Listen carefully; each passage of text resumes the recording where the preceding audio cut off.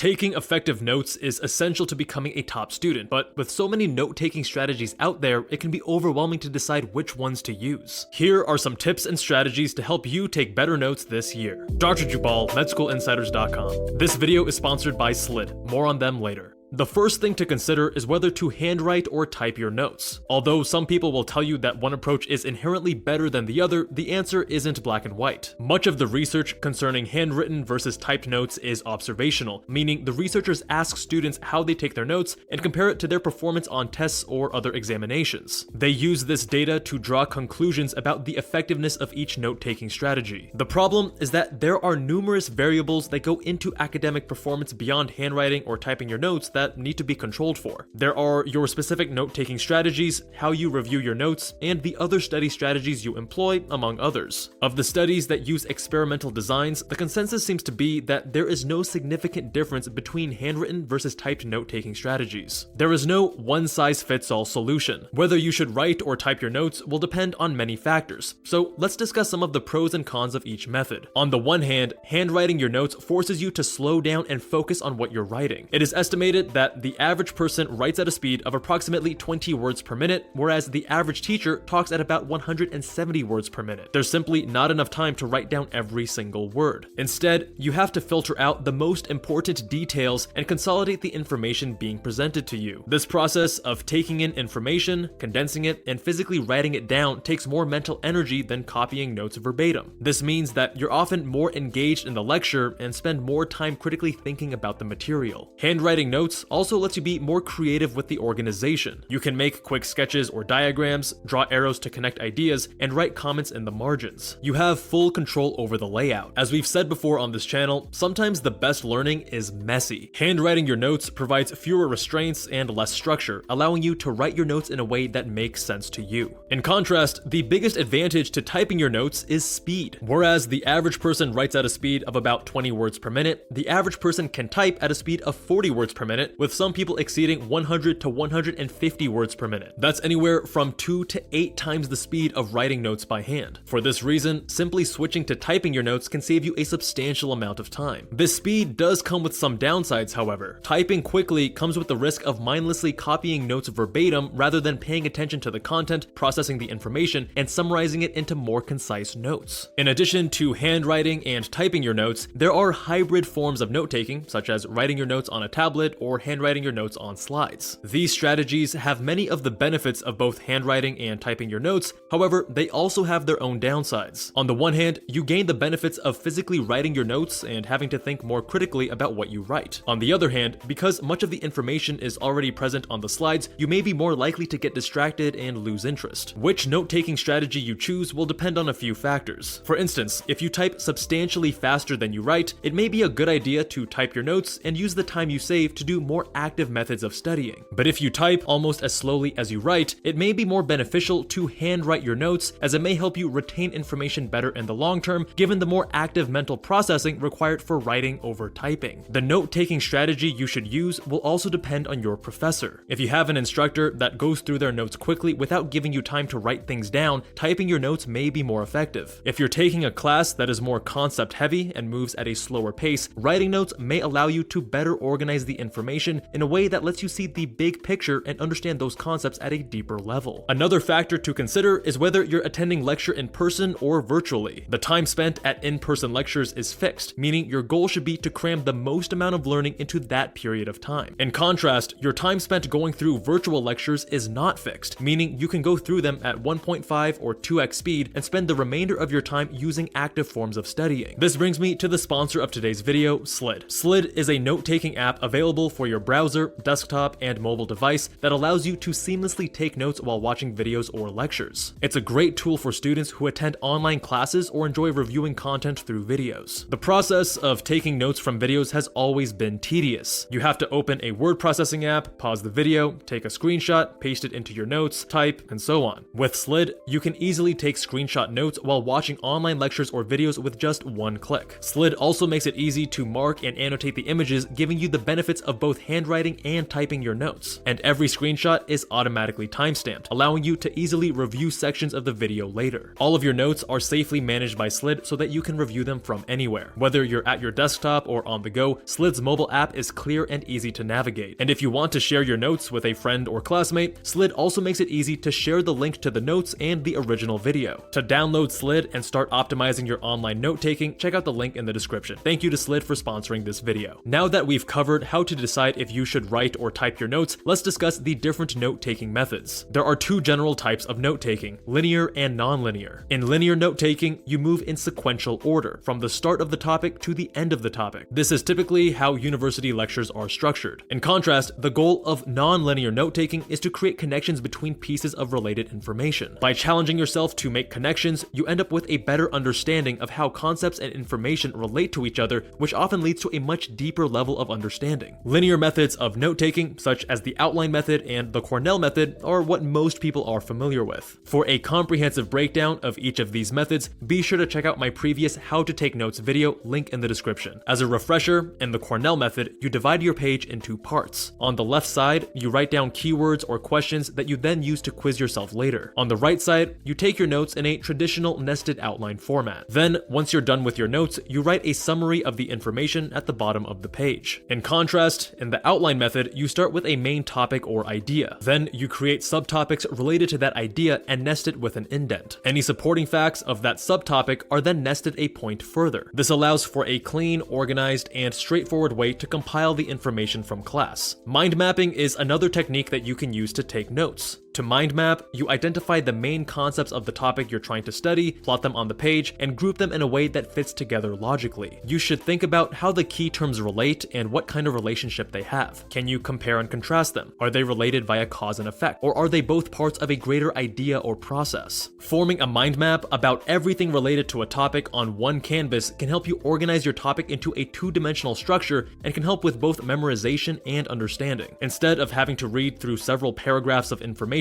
mind maps organize the most important information on one page. They provide you with a broad overview of the topic and help you make connections between different ideas and information, and making connections is integral to learning. Which technique you should use will depend on the type of information you're trying to learn and how you'll be assessed. Experiment and find what works best for you. Another point I want to discuss is creating aesthetic notes. You'll often see social media influencers with perfect organization, immaculate handwriting, and precise color themes on their notes without a stray mark. But is there any value to doing this? On the one hand, creating organized and aesthetically pleasing notes can aid in learning. Using colors has been shown to improve memory by increasing attention and arousal. Color coding your notes can also provide you with a clear system to group together similar topics and ideas, which can further improve memory. Slowing down the pace of your note-taking and including detailed visuals can also be valuable. For certain subjects, especially those that are more concept or process heavy, drawing diagrams can be an incredibly useful tool to help you understand the material. The biggest drawback of making visually appealing notes, however, is time. Instead of spending that time on note-taking, which is often a more passive form of learning, you could spend it on active learning techniques such as flashcards and practice questions, which are more effective. In addition, if you're more concerned with the appearance of your notes than the content itself, you may not be actively listening to and engaging with the content as much as you would otherwise. This brings me to my last point, which is to keep your note-taking simple and to the point. When you're starting your note-taking journey and researching the various techniques you can use, it can start to feel overwhelming. You may be tempted to use every technique and rewrite your notes in multiple different ways. But using too many techniques can actually be counterproductive. If you spend all of your time trying to reformat your notes in different ways, you risk becoming so focused on the organization and aesthetics of your notes that you aren't paying attention to the content. Instead, consider the subject, professor, and your learning preference and choose a note-taking strategy that works well for that given situation. Note-taking is a skill that takes time to develop and everyone learns differently, so you need to discover what techniques are right for you. Thank you all so much for watching. If you enjoyed this video, be sure to check out Why You're Not a Straight A Student and How to Become One or this other video. Much love, and I'll see you guys there.